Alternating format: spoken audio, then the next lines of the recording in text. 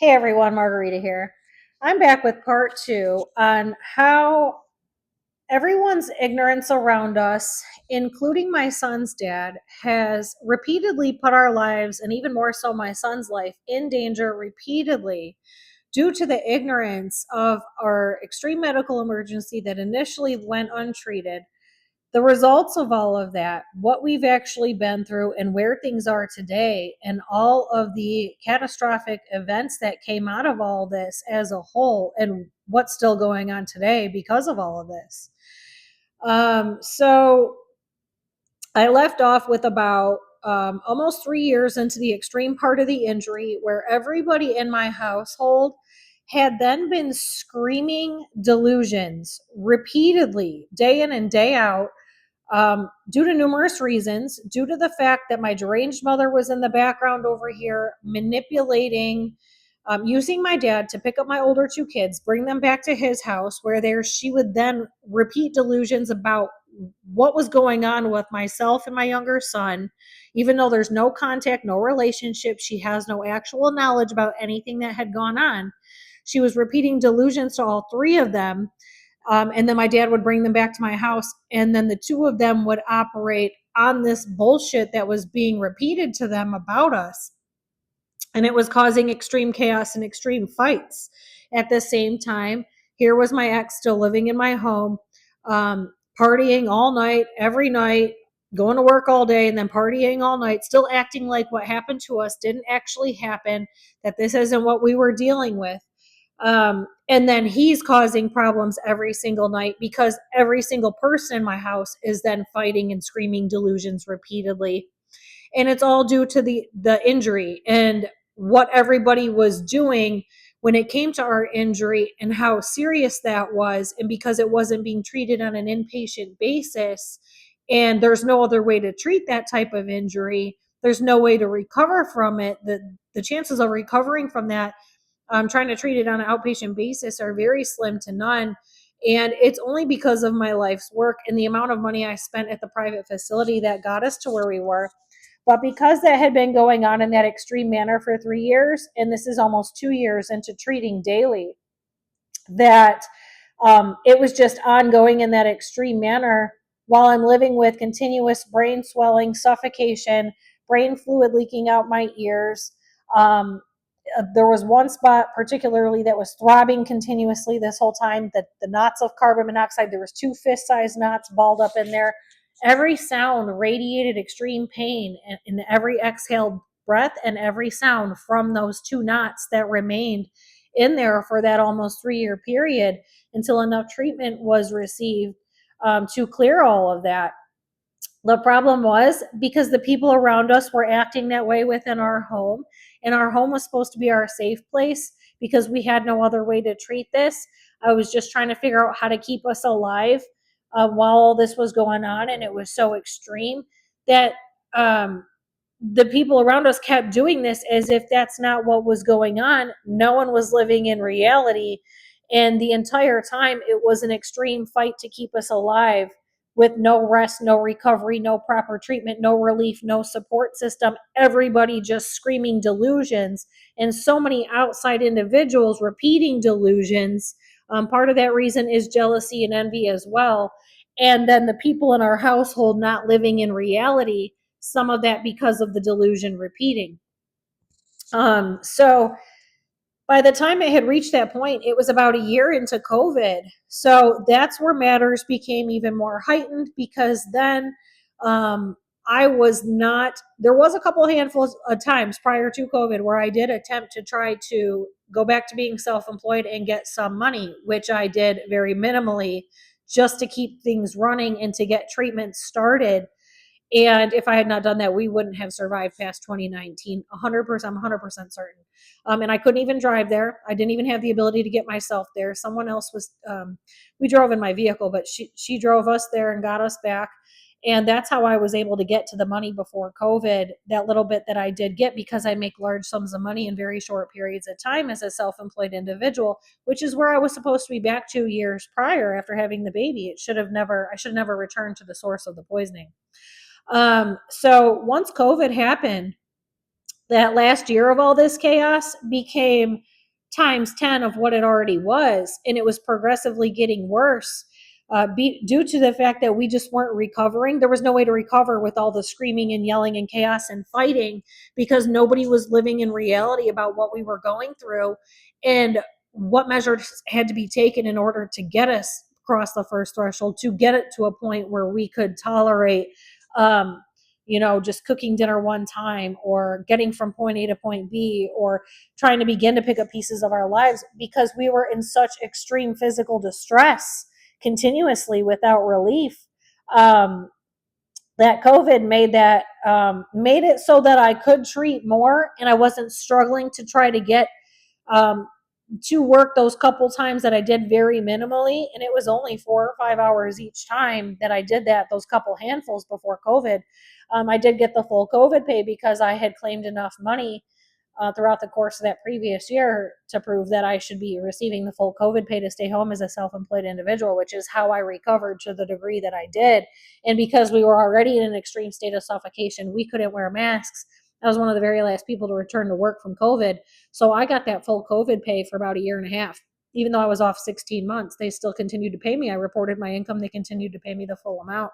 That was how I got us through that, to continue everything on, pay everything. That was the little bit of rest and recovery that I received, even though it wasn't proper. It was still, we were homebound. This was still supposed to be an inpatient injury. But that's what it was that got us there. But because I was not ever breaking from the extreme screaming and chaos within my household and the problems all these individuals were creating, I stayed stuck in that extreme distress the entire time. You can't recover from the injuries that I've suffered from with all of that going on. It's not possible. And because it didn't happen like in the movies, like how when somebody has a catastrophic injury and the doctor pulls the family aside and tells them, well, this is how serious it is and this is how it's got to go going forward, because that never happened, that none of them were in reality that was really our situation. So I guess you could say around 2021 would have been when you could have considered what we were dealing with an outpatient. We could have been treating it on an outpatient basis. Once we crossed that first threshold at the end of 2020, sometime in 2021, we probably could have considered it okay to treat it as an outpatient situation. But because it was never treated as an inpatient situation, it took numerous times as long to get us across that first threshold, because there was no rest, there was no recovery, there was no break.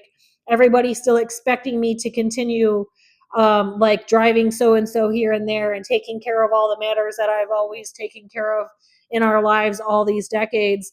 And nobody was comprehending that wasn't possible. And with my ex being on so many substances and out partying every night and just in this delusionary state of him believing he's paying all these bills that he's not paying, he kept acting like that's not what was going on in our lives. And because we were in such extreme physical distress, it caused all this screaming and yelling, to the point where I was then forced to scream and yell back, even though I couldn't even tolerate screaming and yelling out of my own voice or anybody else's regular voices. So it caused so much more physical distress than it that should have ever happened. That's how my house exploded in shambles toward the end of 2020. And at that point, I had brought Charmaine in almost a year prior. And that's when I was still in dire need of help and I had no support system and nowhere to turn to. And I was trying to explain to her that she needed to bring them in and explain what happened, because it's not tolerable to continue living this way. And I'm pretty sure I'm not going to make it much longer in this manner. So as I kept, it took me almost that entire year to get her all of this information. At the same time, my mother's criminal activities were heightening during all this. She's creating additional problems. She's causing there's more criminal behavior going on behind the scenes. And she's actually having my dad deliver this proof of this at my house during this time as well. So that was the other reason she was brought in, to document all the ongoing crimes, what was all going on with this. She's actually the reason we were left untreated within the traditional medical system. This is why it's being treated on an outpatient basis. And then I was having all this harassment and crimes were going on at the private center as well at the same time, with them demanding that I self-pay when I have insurance. I had private insurance that was willing to cover at least my portion of the treatments. The first 2.5 years, they did end up covering it, but it took a lot of fights with the facility. And those women who were involved in that against me are now behind bars, and one will be for life. So I will do some more episodes on that and do updates on that, and then release that whole playlist, because that was also going on at the same time. I was also responsible for covering all of, with the medical billing end of all this. If I did not have that type of training, which I graduated from Dorsey Business School on that matter specifically in 2003, if I did not have that training, we still wouldn't have survived, because no regular person would have been able to navigate the system that I had to navigate in order to get these, to get the majority of my initial treatments covered, because I was so sick and close to death. I wouldn't have been able to self pay for all of it. It didn't become 100% self pay for the both of us for about 2.5 years. So after I'd crossed the first threshold, that was also going on at this time. And so that paperwork alone was more than I could handle, on top of the extreme continuous symptoms, with both me and my son, and then everybody's behavior in my household, and then my mother's criminal actions also during all this with the harassment of different agencies. All of this was going on at one time while I'm fighting to stay alive. So it was COVID that at least allowed me to not have to be forced to try to get to the money to keep things running. I did get a full 18 months of pay to, at least relieve that end of what was going on. Because if I did have to do that, I still wouldn't have survived it. Um, but because those around me were not in reality, due to all this jealousy, envy, all this delusion repeating, it had literally blown apart my entire household. It was just in shambles, because nobody was comprehending that I couldn't have sound. I was not supposed to be driving so and so to this place or that place. I shouldn't have even been driving at any point during this for the first 3 years, for sure. It was so taxing on my brain, I could barely get to the grocery store and back, which is a few minutes away. It was so excessive, and the people around us just were not understanding that. Part of that due to the manipulation. At the same time, once it got to that extreme degree where the fighting was just nonstop continuous screaming, and it was causing me to scream, it was causing my brain to never heal. And here I am paying all this money for treatment, and there's no way for it to heal if that doesn't stop. You can't have somebody with extreme brain injuries in that manner and have all that screaming and yelling. There's no way to, ever recover from that if that doesn't stop. So once Charmaine realized that it had gotten to that degree within my household, and she had met my ex, this was the third time she had met him. She brought him in there, and within 10 minutes, she could tell by the things he was saying to her that he had no clue what was actually going on with us. He didn't want to acknowledge what we had been through, what had been going on all this time, from the time I was pregnant to the labor and delivery to what had all gone on, that he did not want to believe any of that was real. And he was just screaming all types of stuff in her office, irrelevant to, and he was saying things that the way he was perceiving it, that I'm just screaming and yelling and I just go crazy and I'm just psycho and I just scream and yell.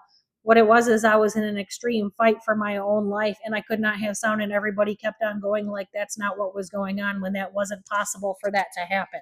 It was an impossible situation, literally.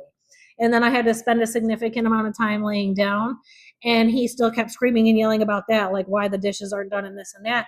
Didn't matter. He never took on the role of parenting this new baby or any of his other kids in the past, which led to part of these problems being so excessive, because I never once recovered. I stayed severely injured from the labor and delivery on, never recovered.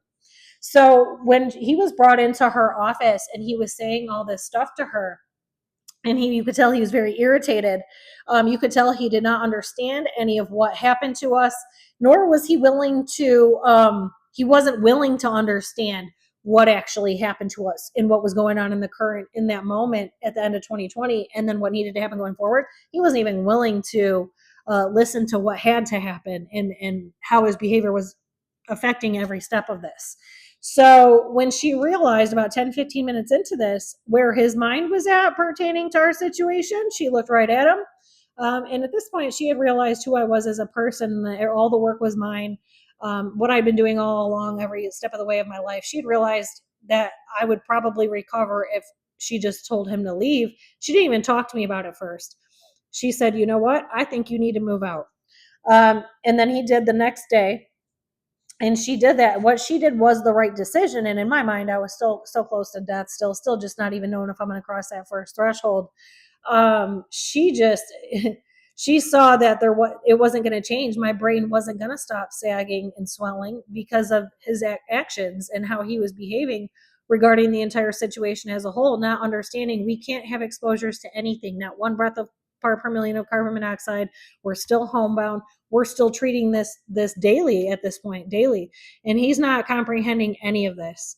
So once she told him to do that, because the screaming and yelling all then stopped, and at the same time, during those same couple of days, my oldest son was being pumped up full of delusions from his paternal grandmother. He was doing all this screaming and yelling as well. And then because he has high functioning autism, he's picking up on how my ex is behaving toward us in the household during all this. So there's multiple reasons, plus my mother pumping my daughter and him up full of delusions and things she's repeating to my dad and them too. And what they're all just passing between each other, he was then screaming delusions as well, still not comprehending what happened to my younger son and I, and that we were supposed to be in an inpatient situation, and the state of what my brain was in and what needed to happen, or I was never going to be okay. He was not comprehending that because of the manipulation going on with these different individuals toward him, and he was screaming as well. So, still extreme medical emergency, extreme physical distress that week that this all happened. And I had no choice because here he kept on going. They both in the same couple days kept on screaming and kept on going. And my brain physically could not handle it anymore. And it was getting to the point where I'd crossed a threshold with the hyperbaric oxygen treatments where this sagging spot and where some of the brain fluid was leaking from, it started to heal internally because I had done so many treatments all back to back to back to back, which is how you get the best results. It finally regrew. It started to regrow to a certain degree, and it started to seal that shut. But because I was forced to scream, it actually unplugged the tissue internally that was sealing that spot shut because of them making me yell back at them. And I actually sucked a huge load of that tissue and the cerebral spinal fluid up through my sinuses. And it came like if I felt it come all the way out through my head and through my mouth, and I spit it into the sink. And it was extremely discolored and strange looking. This is not something that should ever be coming out of somebody's like system or their brain. And the two of them had done that in the same like 24 to 48-hour period. Still nobody comprehending. Nobody had ever spoken to them properly about what needed to happen for us to ever recover, and that their behavior was so extremely unacceptable that that's why there's all this screaming and yelling within my household. When that happened, I had to tell him that he had to leave.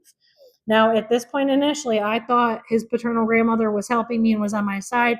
She had actually been manipulating him against me by this point. She had full control over how he perceived things. And because of the high functioning autism and because she's older than me, he perceives her to know more than me. Same situation with my mother as well, perceives them to know more than me because they're older than me when I've been ahead of them in life for decades. And I'm on like a higher level in life and have been for a very long time. So because of the high functioning autism, and he can't see the jealousy and envy and the manipulation, he wasn't viewing things properly, that they're just jealous and envious, and that they did not have his best interest in heart. They wanted to see me and my plans for my children all fail. And that's what was actually going on. And he couldn't see that. So because of what all went on in that 24 to 48-hour period, I had to tell him to leave too, meaning somebody should have spoken to him about what was actually going on and how he needed to understand what was going on.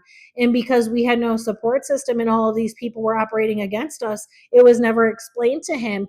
And I was in such extreme distress. All I could do was tell him to leave because I knew I wasn't going to live. I wasn't going to be able to hold on much longer. And I only meant for that to be temporary. I needed to get my ex out of the house. And then with him gone, he's a huge part of the problem. So then once I got him out, it was only a few days. And then I told him he could come back. But because the other people had manipulated him so heavily, he started screaming more delusions at me, and they had full control over what he was perceiving and how he should be moving forward with his life, even though I'm the one who got him to a certain degree in life, where currently, if that had not all happened, he'd be driving a brand new car and have a down payment on a nice small house for himself in the current day, had that not at all happened. But because I had gotten my ex out, well, actually, Charmaine did, and then I tried to reach out to him and say, okay, now you can come back. they had gotten a hold of his mind so heavily that he wasn't in reality about any of what he actually saw, what was actually going on, why he was told to leave, and that it should have only been temporary. And I had to get my ex out because he was then becoming physically abusive to numerous people in the home, including my older son that's not his. So then when I told him all of this, he started screaming at me all these delusions. His Nana, his paternal grandmother, was pumping him up full of acting like I'm the problem. Everybody had turned on me to an extreme degree. It was all out of jealousy and envy, all because I'm way ahead of all these people in life. So once that happened, and I was still in such an extreme fight, and I knew if I let him go, that it took me his entire life to get him to a functional place where he could carry a job, where we had to do many things to get, the high functioning autism. I was able to reverse some of it. He did do treatments at the center with us. It does reverse autism. I don't care if anybody wants to believe me or not. I will get to that subject when I get there. When I'm done talking about all these other matters, I will go fully into depth on all of that. My knowledge is decades, if not a century or more, ahead of the rest of the population, because I've had to learn life in reality, not through the bullshit that this system or this school or this whoever told you what. My knowledge is way beyond all of that. So it did take me to a certain degree to get him to where he could live a normal life and do these normal people things. However, because I was still so fragile and nobody was helping get the situation under control, and nobody was explained to the proper like circumstances and how their behavior had to be and how this was not an option, the paternal grandmother had manipulated him so heavily against me that I had no choice. I didn't have any fight left at this point. I had to let him go. And then she had full control over his mind from that point forward, all the way until recently, a few months ago. So there was nothing. And so in the last 5 years, he's been totally manipulated out of a really good life that he could have had. And now you have my mother in the mix, part of the problem currently as well. But all in the same 24 to 48 hours, that had all happened between my oldest son and my ex, and they were both just screaming so much that it had knocked loose. I don't know how many treatments that had actually reversed by me having to scream and what they were doing in that short little period of time that caused all that. And that tissue to get knocked loose, which was actually in the process of healing. Everything was so fragile, and nobody wanted to believe that was our situation. And then it all came out of my mouth. It came in my nose and my mouth. That I had no choice but to let them all go, and then try to attempt to pick up the pieces of my own life and my own health and keep the two minor children, because at this point he was technically an adult, and try to take care of what I could with the two that were still minors, and the one who's injured with me especially. So once they were gone from my home, it changed things significantly. Um, Within a week, by the end of that week, because all that screaming and yelling, because it had been going on continuously for about 3 years at that point, because it had all completely stopped, all of a sudden I was able to just keep going to treatment every day and back, treatment every day and back. And all of a sudden, took about 2 weeks, my brain stopped sagging. That hole finally got sealed and healed. I wasn't having to scream and yell and fight and argue.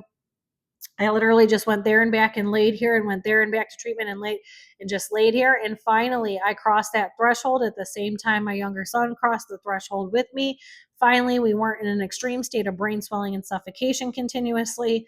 That was the very first threshold that we had crossed, although we did have a very long road to go going forward. That was the first step in significant progress we had made the entire time. By this time, my son was 4 years and 8 months old. So it took all that time living in that much extreme physical distress. The people around us still to this day are not comprehending that that's what was happening at that time period. Also, around that time period, my dad was brought to the private center separately from my daughter, who was also brought there. They were sat down with individually by some of the staff there, who watched us go through everything we went through, all the re-injuries, all the screaming and yelling, all the chaos, the fighting, everything that had gone on. And the two of them were explained to about how serious this matter is, how seriously injured we were. And with my dad, he returned, because he lives with my mother, went back to my mother, and my mother eventually re-manipulated him, re-brainwashed him into believing I got ripped off. I'm so dumb. I'm this, I'm that. None of that ever happened. Whatever they'd spoken to him in that little sit down they had with him, all that went completely out the window. My mother was able to regain control over how he viewed me and our injuries and the situation, and reversed all that. He no longer believed what was said to him by my actual care team. And mind you, Charmaine had been in contact with him numerous times during this as well, along with my mother, who had been calling and telling on herself for her crimes all during this. Not realizing she was hired to document the crime, she really thought she's telling this lady all this stuff and she's believing her about me. It was really the other way around. She knew very well what the situation was by the time that all occurred. So my mother was able to turn my dad against me a little further from that point forward. And then with my daughter, she also did not want to believe what they were trying to tell her due to the delusions my mother was repeating to her as well.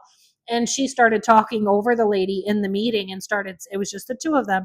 And she's trying to explain to her how sick and injured I am. She didn't want to hear it. She kept talking over the lady, bringing up stuff that was irrelevant, has nothing to do with any of that. She doesn't want to accept reality because so many people had pumped her up full of so many delusions, that even the professionals who had watched us go through what we went through and were straight up telling the two of them, you guys need to get yourselves together. You're going to have to grow up. This is what your mother's very sick. You have to grow up. And then telling my dad, well, obviously she wants you in her life or you wouldn't be here. So the two of them got completely brainwashed against everything that was spoken to them about the reality of the situation. So that was around the time I started realizing it had been a spiritual problem I'd been realizing for about a year. There's also a spiritual aspect to this, and it's involving my mother as well. And so I was able to kind of prove it to my dad about a month later regarding that matter, and that it was affecting him, and I was able to prove it all to him, although he did not initially believe me. I'll get into that in its own playlist when I get a little bit further down the line with this. So I was able to break free a little bit of that off of them. But the problem going forward was that still nobody's in reality about how serious our injuries are, what's still needed going forward, how fragile we still are, the degree of the injury that had actually occurred, why we had lost all those years of our lives. Because by then, my son's like 5 years old, he's turning 5. And this has been going on for 5 years. And nobody was in reality about any of it. Nobody's in reality about how my younger son, had never left home. He was completely homebound, and this is why he's not as injured as me today, because he doesn't have to go out into the world and get the money to provide the way I have. After COVID, I started going back to work and whatnot, but I had gotten significantly re-injured 3 more times. So once in 2021, 2 more times in 2023. So 3 additional brain injuries on top of the initial 2. And many more re-exposures, whereas that was not happening to my younger son because he remained completely homebound the entire time. So he was kept more safe away from all of this other than treatment and back. He did not become as re-injured as I did with all these large spills and with these additional brain injuries. But people were not comprehending. Nobody still to this day does not comprehend that child did not leave home other than treatment and back till he was 5.5 years old. Even then, it was very modified and limited from that point forward. And it wasn't by choice. We were forced out because of the 2021 Ford gas spill in Flat Rock. And so the city and Ford is responsible. And then my mother inserted herself in that. We were hopping hotels while they were lying to the public about where this gas was. We didn't need anybody to tell us. It was flowing right through our brains. Our open brain tissue was still very open, still very fragile. It was loading up during all of this, and we were having to do a lot of ear candles to get it out and maintain treatment all during this to get it out, until I purchased the other home and got us to safety in Ohio some months later. Even then, so when we did finally start going, he did start to leave and go out and about. He never left and visited his dad regularly until he was 5.5 years old before he began to be able to take him one night per week. And even then, it had to be less than 24 hours because he was not comprehending the degree of injury. I do have some videos of him being brought back. Just a little bit of carbon monoxide was enough to kill him still at that point initially. And I do have some videos of him being brought back to me a few hours later. And you can tell by the video, it's pictures or video, and you can tell that is what happened because he doesn't want to believe that that's our situation. He's still not in reality about what all happened to us and the condition of our bodies and our systems and how we're forced to live with this for the rest of our lives. And And then shortly after that, it was about a year later, there was a spill in Wixom, Michigan, a chemical spill. It had made its way, it was 15,000 gallons as well, made its way all through Michigan, Ohio, and all the nearby waterways and lakes as well. So no one's aware that that child never left with his dad until he was 5.5 years old, very minimally. And then once we got into our home in Ohio, he only took him for a 24-hour period. And there was numerous times he put his life at risk.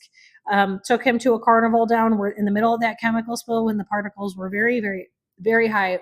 Now, our condition pertains to any chemicals, particles, gases. It's not just carbon monoxide.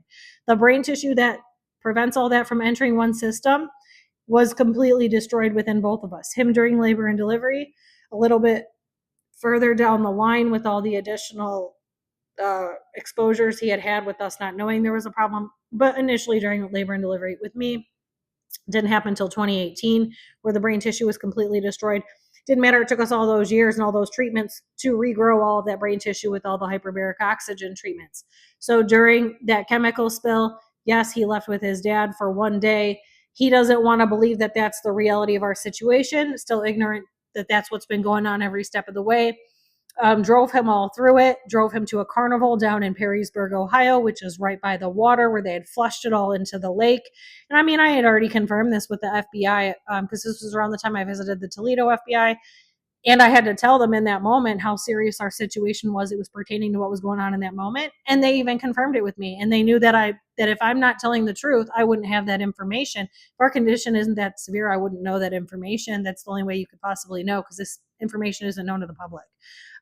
So he didn't believe that's still my son's situation, that this is a lifelong disability. We're going to live a modified lives for the rest of our lives. He doesn't want to believe that in the current day. At no point ever did he ever believe any of this. He's just been in a delusionary state our entire injury, even more so once he was removed from my home, still in a delusionary state.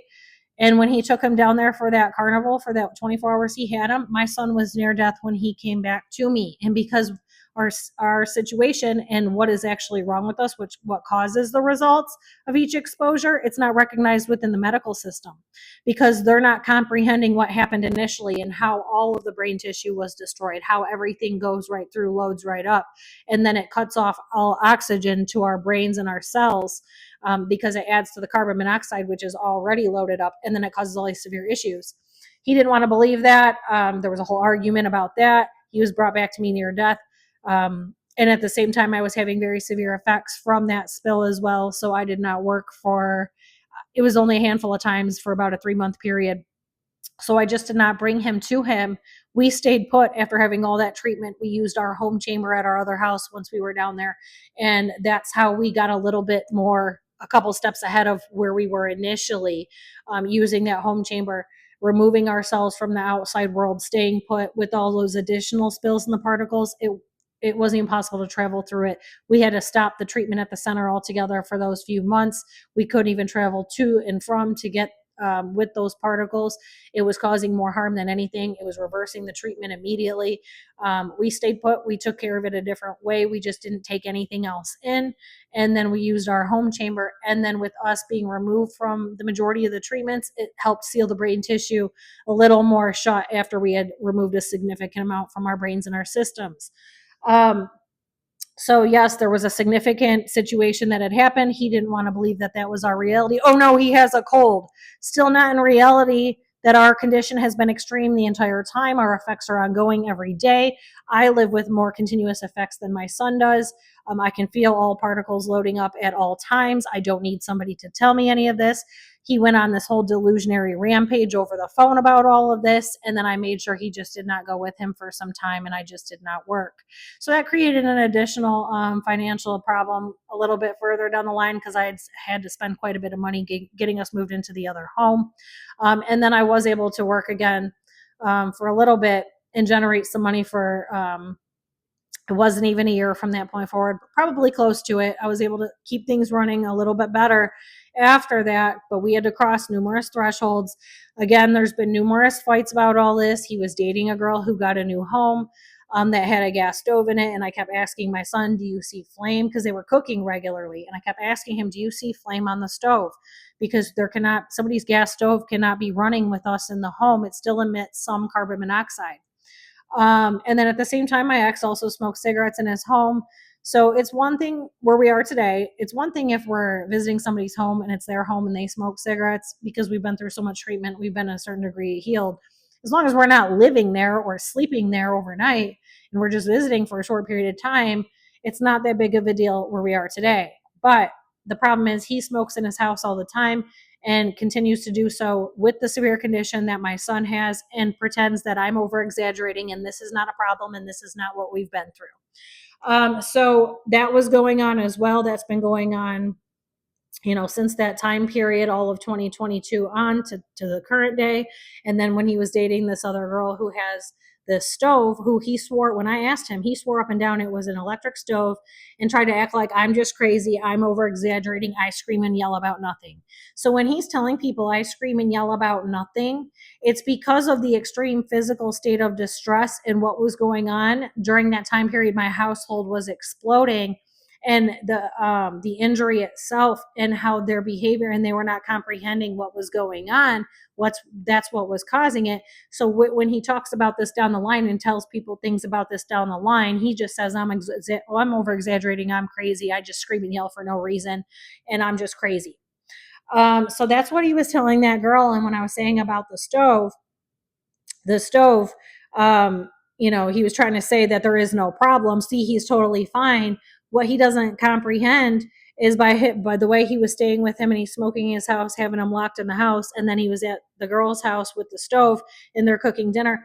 The effects aren't till the next day. Our effects are delayed. We become even more sick the next day and the day after and the day after, not immediately in that moment the majority of the time. My son eventually tells me that the girl has a gas stove. And then I confronted him about it. And then he went on this whole screaming rampage about how I'm just crazy. That didn't happen to us. See, he's fine. He's fine. No, you see him once per week for a 24-hour period. You don't see the effects of that. He can't take in any carbon monoxide. Neither one of us can for the rest of our lives. We have a very severe case of this. That's never going to be able to happen. And didn't want to live in reality that this is all very real. And then continued to tell that girl all this false stuff about the situation. By the time I had figured this out, it had been going on for over 6 months at that point. And I was getting my son back where he'd be in and out of consciousness through homeschooling because of the exposures that he had with his dad during that 24-hour period. That, the night prior it would start, I'd get him back Sunday night. This would happen come Monday, especially if we were driving through any spills. It made it worse. And then it would trickle on to Tuesday and sometimes Wednesday. I'd finally get him back to an okay-ish place toward the end of the week, and it would repeat each week. And it went on that whole first year we were living in our home in Ohio, while his dad is still continuing to act like there's no problem. See, there's no problem. There's nothing wrong with him right now. I'm cooking right now. There's no problem. Well, he doesn't see him when all the problems from it continue on and the result of it. And he's basically killing my son. He has no regard for his life and the condition that we have, the condition that we're forced to live with for the rest of our lives. This is never going to change. And he doesn't live in reality about it because nothing happens to him right that second, the majority of the time. Or if something does start to settle in from what he exposed him to, oh no, it's a regular cold. Why can't it be a regular cold? He's not in reality about any of what we've been through, any of the injury, any of the condition, what has to happen, the modifications to our lives that have to be made. It's not a regular cold. When something like this is happening, I'm usually with him and I experience it with him. I feel it loading up. It loads up in my open brain tissue since mine's more open because I've been significantly re-injured so many times. He wants to make it an argument that I'm just crazy, when that's not at all what's going on. He just has no regard for his life, because the result of him doing this to him is going to be death. There's no ifs, ands, or buts about it.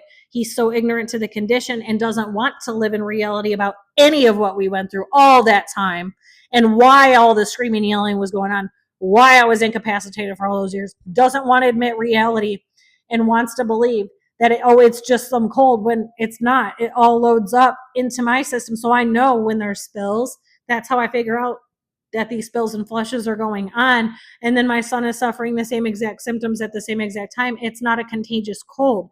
These are the effects from whatever's being flushed each time. or if he was being re-exposed to some carbon monoxide through the stove, or through him being in the home with them smoking cigarettes for a long period of time, overnight, that's what the result is. And he doesn't want to accept that, and he just wants to believe that I'm crazy, because he's not in reality, because he's done so many drugs, and at no time has he ever helped during any of what we've dealt with. So that is still going on today. Those issues I have with that. And at one point, it caused an argument with his teacher in first grade, because the teacher, even though I explained to her our condition, what we have to deal with at the beginning of the year, took it in a whole other direction and tried to act like my son needs to be at a regular school, when at no point is that ever going to be an option for us. It hasn't been in the past, and I don't foresee it going to be going forward. With how things are in the world and all the different flushes and spills, and how we do have to shelter in place, and there's certain things we have to deal with. I don't foresee that changing. Now, there's ongoing issues and arguments with his dad regarding that matter currently, and he doesn't know anything about educating any children. He played no role in any of his kids getting an education, taking any kids to school, parenting any kids, or playing any role in the homeschooling with the child that is injured. Has no clue anything about any of that. And he's not in reality about the permanent disabilities that I'm suffering from a little further than my son. I don't have daily functioning. Even if let's just say those particles weren't a problem, I don't have the functionality and the daily functioning to even incorporate that into my life, with the fallout of all the chaos and crimes that are still ongoing mixed with my injury. That's still not an option. And he's not involved in any of that. Having the child one day a week for a 24-hour period, he's not seeing any of what we deal with, any of the physical suffering, and what it's being caused by, and doesn't want to believe it, doesn't want to live in reality. And it's an ongoing problem, because there's all these continuous repeated fights between us, and he's screaming in a delusionary state about what he perceived to have been happening all those years, and then in the current.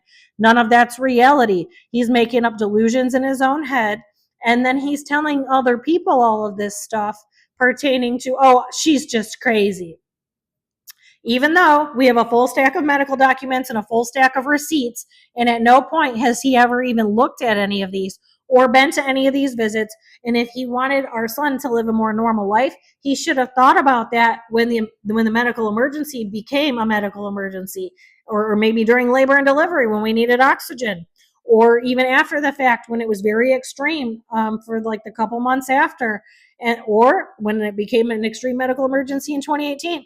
That would have been his job. If you were technically with me and you're in my household and you're the father of the child and you're supposedly my partner, then you would be the one responsible for getting us that medical care, which did not happen. So if he has a problem with where we are today with it, he should have taken action when time mattered regarding that situation. Now, along the way, we have been working against the clock to get enough treatment. About 5 years in, we did have to drop it down to, it was about 4 years in, we dropped it down to 2 days a week. It was 2 days a week and then 1 day a week. And then we had to stop our regular maintenance treatments altogether due to the crimes, the ignorance, and all these people my mother has involved in all this, what we've been dealing with. But I did know we did have to get back to everyday treatment, and we were on a time limit. We were working against the clock before any more spills had occurred, and that pertains to the both of us, because we were both in need of daily treatment at the center for some time. And because of the disasters and the crimes that happened coming out of all that, that disrupted all of that for us. And I made it very clear to each individual involved that can't stop. This is our position. This is what we have to do going forward. And they all took it as a joke and created further problems. And in return, it caused further physical suffering, and caused us to be set back quite a ways. And now with the center being permanently closed, that type of the degree of treatment that we need isn't going to be had because of that going forward. So where we are today, without upgrading our home chamber to the $35,000 to $65,000 chamber, we're not going to be able to get our brain tissue shut in any manner that matters. So that is still our situation. We still require maintenance treatments, and we do need everyday treatment with the better chamber going forward for at least, I'd say at least 6 months, and I probably much more than that. I'd say closer to 1 to 2 years with where we are today, with how many setbacks we've taken and how long we've been without the proper amount of treatments. I would say 1 to 2 years of everyday treatment with a better chamber. However, at this point, we are going to have to purchase it outright and own it to get that degree of treatment. But it's causing all these arguments in the background with all these individuals around us, especially my son's dad, because he is not living in reality about any of what we've been through. And if he wanted anything to be different about his life in the current, it would have been his responsibility to be a parent at any point during the extreme parts of all this to help get that in order, to make sure that we were okay then when it mattered the most. And because of it, our injury is more extreme and the fallout is more extreme today. So there's many people in many situations that played a role in why it is where it is today and why we're not further ahead where we should be. At the same time, he also played a role in significantly re-injuring my brain in 2021 as well. When I was falsely arrested from my home, he had already been moved out of my home for 6 months at that point after Charmaine removed him. He then told the police that I was the one creating the problems and I'm just crazy and I scream and yell for no reason. Not the fact that this has been ongoing for years, that's why she removed him, and that the injury is very extreme. We are homebound. He's the one coming in and out creating problems as if that's not what's going on. That's why she told him he had to leave. And the police believed all the bullshit that he fed him, believing that this is his home. He pays all the bills, even though he had been moved out. They didn't even bother to verify. And the two of them separately in the same incident caused significant re-injury to my own brain during that time as well. So all of these situations along the way have put my son's life in danger. Now we have the Fukushima flushing going on, which is going to be going on for the next 40 years, maybe more.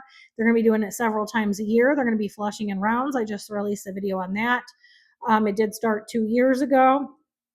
And it flushes into the Pacific Ocean, and then it makes its way to every waterway across the world. And that's going to be a problem for us going forward. That is also, even if the center had not closed, with that going on, we are going to need to treat in an upgraded home chamber. We're not going to be able to travel to and from a treatment center the way we once were able to prior to that happening, because we can't take in those particles. Both of our brain tissues are still open. Mine is more open than my son's. It doesn't matter. It's still a problem. When those things happen, we have to shelter in place. And my son's dad does not understand any of that. He doesn't want to understand any of it. He just wants to continue on with this false narrative that I'm just crazy and I scream and yell for no reason. And you can tell by the things he's been saying to me and texting me that he's not in reality about any of what's going on. He's not in reality of any of the crimes that my mother has participated in, what's still going on regarding that. He's not in reality about the condition that my son and I are forced to live with and what has to happen pertaining to our condition and our injuries. And he doesn't want to believe it. He just thinks he can go wherever he wants and take him wherever he wants, whenever he wants. And that's not our reality. We're going to always be living modified lives due to this. And he's mad that I wouldn't let him take him to his brother's house in Illinois this past weekend. Well, that's not optional. Us traveling during flushing of any kind, whether it's the Fukushima flushing or Ford spills again or another large company spills, depending on where it spread to and how much has spilled. I don't need somebody to tell me. My brain tissue's open. It loads up immediately. My son and I both have severe symptoms. Each time, it does not matter. This is not a cold. This is not a sickness you can catch. These are toxic particles because the brain tissue that's been destroyed from our initial injuries is still being repaired. And without that being repaired, all particles load right in, load right up, load into our systems, and take over the oxygen mixed with the carbon monoxide we're still removing from the initial injuries. It doesn't matter. It's not an option for us to travel to these different places, or even when the spill is pretty significant, when it's a high level, we can barely get to the grocery store and back. So none of these people are comprehending our reality, because what it is he takes what he has made up in his head and he lies to his family and friends about what has been going on with us all of this time. And he believes that it's just optional, and that I'm just making this up and saying that it's bad, so he can't go because it's bad. He's not in reality about any of our injuries. Again, I've already released the medical documents on my YouTube channel publicly. I just did not release the additional ones pertaining to my son. I did read some of it about him because some of his is within mine. Since it began during pregnancy, labor, and delivery, it is within some of mine. But I did not release his to the public. Either way, they all exist. He has no interest in looking at them or sharing any of this actual truthful information, facts, And the receipts that I have, the 200 and some pages of receipts, he's not interested in looking at them, looking over them, or sharing them with any of his family or friends. He's more interested in telling them all delusions and telling people that I'm crazy and that my son doesn't have this condition because when he sees him, he's fine. No, you don't see when you expose him and bring him back to my home, and then he's living suffering from those effects that you claim aren't real because you see him 1 24-hour period per week. And if I let you see him longer than that, I wouldn't have a son anymore. And if I allowed him to just travel during one of these flushes, the results are deadly to us. The results are death. There's no ifs, ands, or buts about it. I'm very well aware of the position we're in. I'm the one who has kept us alive. I'm the one who got us to where we are today. If I did not have the knowledge that I had or have my life's work behind me and the amount of income I've made throughout my lifetime, we still would not be alive today. So there's many problems going on because he has no desire to learn reality and learn the effects and the condition that my son will be living with for the rest of his life. Instead, he wants to make everybody portray me to everybody as if I'm crazy. I have this mental disorder. Those are delusions being repeated from person to person, which makes their way back to him. Because what it is during that initial gas leak in 2021 from Ford Motor Company, my daughter was kidnapped by my mother. The Brownstown Police Department played a role in the kidnapping. She stayed truant for a year and a half, still not graduated from high school today due to that. The Monroe County Friend of the Court, there's a couple specific people, also played a role in those crimes. And because of my mother's involvement, her criminal involvement, her inserting herself in things, she fed them all this false information from behind the scenes. And then my daughter repeats the delusions and then repeats them back to her dad, who then was talking with the lady from the friend of the court during that time. So what comes out of his mouth is delusions that get from past to person. And even when I try to explain to him my mother's criminal behavior, the non-neurotypical behavior, and that she's criminally insane and needs to be locked up immediately, and I have the proof of all of this, that she needs to be locked up, because his family does not operate that way. He does not want to believe that my deranged mother is as deranged as I say, and that's really what's been going on in controlling all of these factors. Instead, the information gets repeated. One delusion gets made up by the deranged lunatic, goes to my daughter, goes back to him, goes to this agency, this person. They all pass it amongst each other. Then he delivers that false information to his friends and family by telling people, I'm just crazy. I've always been crazy. I just scream and yell for no reason.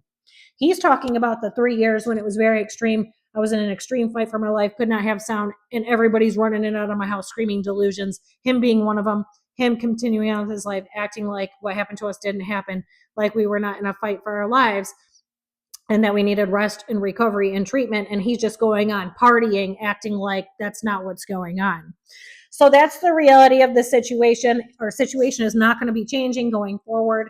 Let's just say I got that upgraded chamber in 6 months. Still, it's going to take till my son is like 12 or 13 of using it regularly, 4 to 5 days a week, to get us to where we might stand a chance at having a little bit more normal of a life. And he's not interested in helping get us to that point where we need to be. He's just in a delusionary state, doesn't want to live in reality. But that's not going to change for us. And he's just speaking so many delusions about the entire situation as a whole to so many people that it's forced me to make this video, because not one person has ever gotten facts directly from me or even asked to see any of these medical documents, or any of these receipts, which is why I've already released them on my YouTube channel and made them public, which I do not ever have to do. And I did it anyway, just to prove that these people around me are so delusional and jealous and envious. And it's a mix of those, depending on who we're talking about in this situation, that's the result of everything that we've been through. And yeah, like I said, that's not going to change until we get an upgraded chamber system. We're stuck living modified lives. And this pertains to many other people recently who has had something to say directly to me about our situation, because they're not perceiving it in reality. They're perceiving it from some twisted view of jealousy and envy, and still not in the reality of what we've been through and what we have going on. Still not wanting to believe that we have to shelter in place, or we can't always have the outside air. So that's a huge issue. It is going to continue to stay that way until probably forever, or until I'm forced to move us away and cut all ties with everybody, because I may have to do that if it becomes, if he further puts my son's life in danger, I may have to move away and cut all ties with everybody, to where nobody can find us again, because I did have to do that for a period of time, but I may have to do it permanently, due to the risk my son's life is in danger in his dad's care because he refuses to live in reality. So if it has to go any further, that may have to be the result of what I end up having to do just to keep him safe and to keep him alive so he has a chance at a future. Because every exposure loads up, every spill, every exposure of carbon monoxide, any amount of chemicals, particles, gases, or whatever, all of that loads up into our system. It does not clear without ongoing treatment. We always have to have ongoing treatment no matter what. Even if we're not treating with the better chamber, we still have to use the one we do have regularly several times a week just to clear what we take in. And still, it takes a long time to do that because the chamber doesn't have as much pressure as I need it to.